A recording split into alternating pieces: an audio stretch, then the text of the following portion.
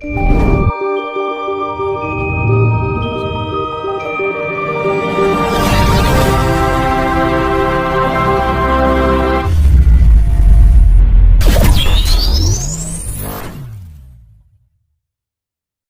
karo Hawa kuwi mau. Mangkane sing diarani wong Jawa manunggaling kawula Gusti iki ya manunggale Careme Kakung Putri bareng tumurune Makutha Rama. MHA kan jelas ya. Manunggale ane Adam ane Hawa kutha kuasane ingsun tunggal sawiji. Mangkane sing teka roh gaibe ibu mujudne raga, roh gaibe bapak mujudne sukma. Sing dijiko teko alwama amarah roga ibu mujudne raga supaya mutmainah roga ipe bapak mujudne sukma. Dadi ini raga karo sukma lahir kan wis jelas ya Rama kan raga karo sukma. Lah dadi nalika nang alang kandungan mulai Careme Kakung Putri bareng tumurun Makutha Rama iki menunjukkan dat le tembung dadi. Lek ora enek tumurune dat gak bakal dadi le. Terus niku Mbah alam gaib kali alam batin niku sami napa mboten Mbah? Alam gaib karo alam batin iki padha. Sami nggih. Padha. Kenyataane batin ya ora ketara, gaib ya ora ketara.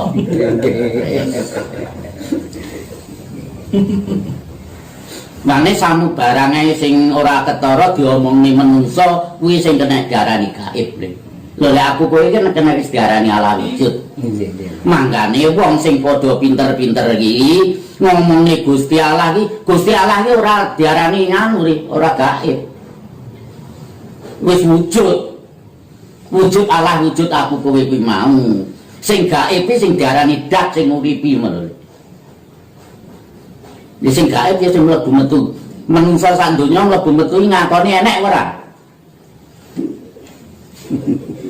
Wis aku tekon, enek kan? Tapi kenyataannya tidak bisa dipandang, tidak bisa diraba. Ya. Tidak bisa dipegang.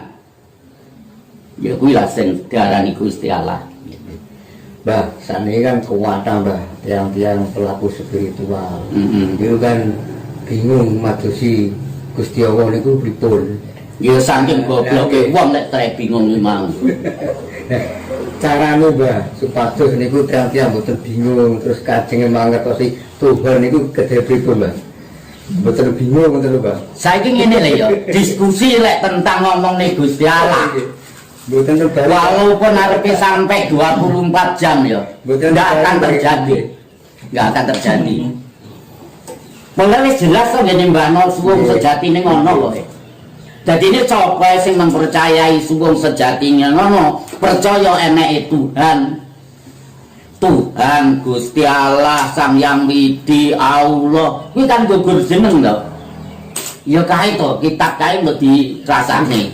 Wis ora bingung jane iki karo kuwi. Wis saiki kitab Adamakna kuwi ya. Kuwi oleh-olehane mulai pucuk jempolan sikil nganti rambut. Lek wis padha maca kuwi lho ya. Mangkane kuwi kan wong bilahe urip kembange bono langgeng. Dadine wong urip nang alam donya iki kaya dene kembang.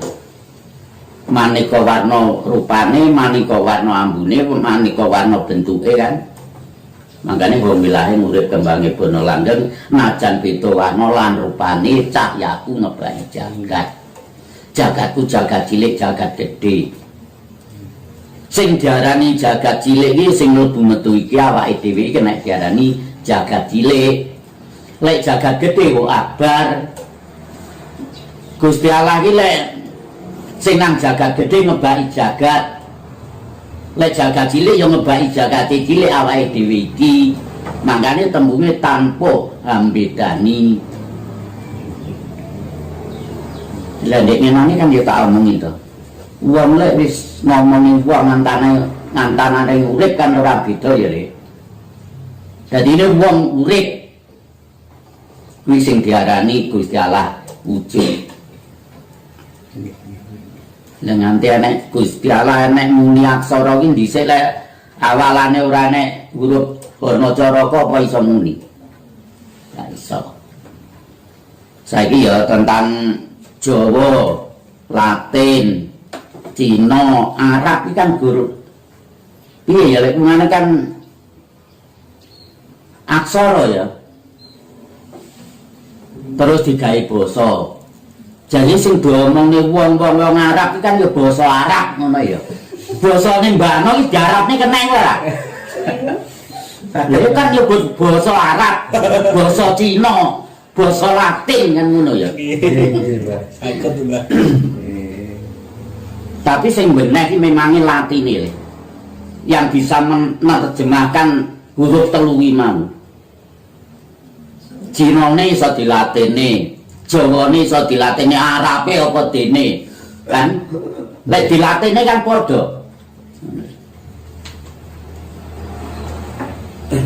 Terus nang ngarep mau sing sak lumahe bumi kureping langit kang wujud kang urip kabeh umat ingsun umat Islam sing tak omong Islam bukan Islami agama lho ya Le. Wis tak jelasne Islam iki dadi isine alam dunya iki mau. Kenapa sekarang kok digawe agama?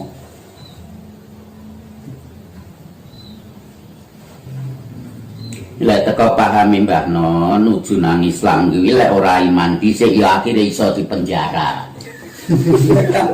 Sakit Mbah. Iya. Lah boleh ora wedi karo awake dhewe. Saiki sampean sering mireng apa ora swara sing takutlah sama Allah. Kuwi bendina krungu enggak? Bertinten, Mbak. Lah aku wong goblok. Jadi saya dinalar saiki. Gusti Allah iki terbenar sedunia toh. Nggih. Berarti lek takut sama Allah berarti wedi karo bener ya, Le. Takutlah sama Allah kan wedi bener, lek tapi karo salah, kendel. Ngono lho. Nganti korupsi, maling, ngerampok. Kowe aja percaya eneke swarga karo neraka, kowe dihapusi. Nah, terus iku pripun Mbak niku, Mbak? Swarga neraka iki lek mungwe wong sing padha gelem ngaji rasa ya, Le. Keneke dirasani nalika aku kowe sik kedungan rasa aku urip. Berarti Lah kaya kaji-kaji sing masuk nang pokok nang penjara, kae berarti wis masuk nang neraka. Ya sampean di dalam rumah tangga ayem tentrem, keluargane bahagia, rezekine sempulur, waras. Lah kuwi wis nang swarga Le.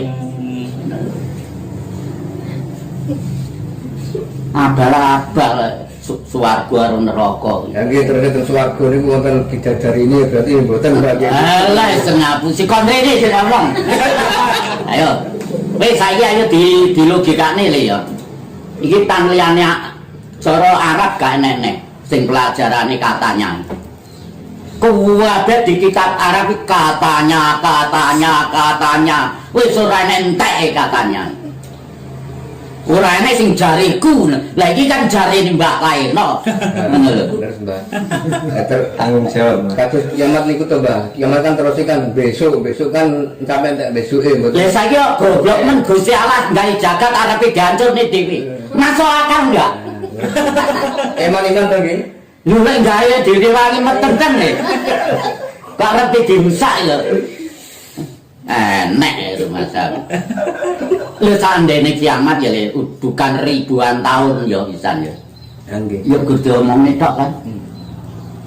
Ya memangnya bener Le, enek lek dilogikane. Bumine amblek, lemahe jeglong. Nggih. Pola enek wong modar kan dikeduk ya. Nggih. Ya amblong ya. Terus diuruki bumine amblek cocok iki. Masuk, Mbak.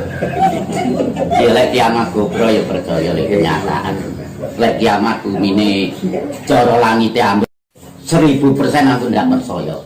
Sing ora trimo kan rene Le. Tak omongane. Lira aku gak nyalahne ya, tak kon buktekne. Lek nganti enek omongi ku tak tekoni.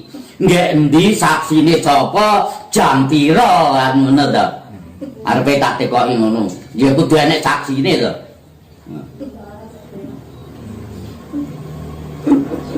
Meh iki aku anu lho ya. Saiki sampean jeneng tak tekoni. Jane sing diturne dulur-dulur terus sing diagungkan sampai sundul langit ki asline Muhammad Nabi apa Roh Ilahi kang ana telengi ngati wayangane Roh Muhammad.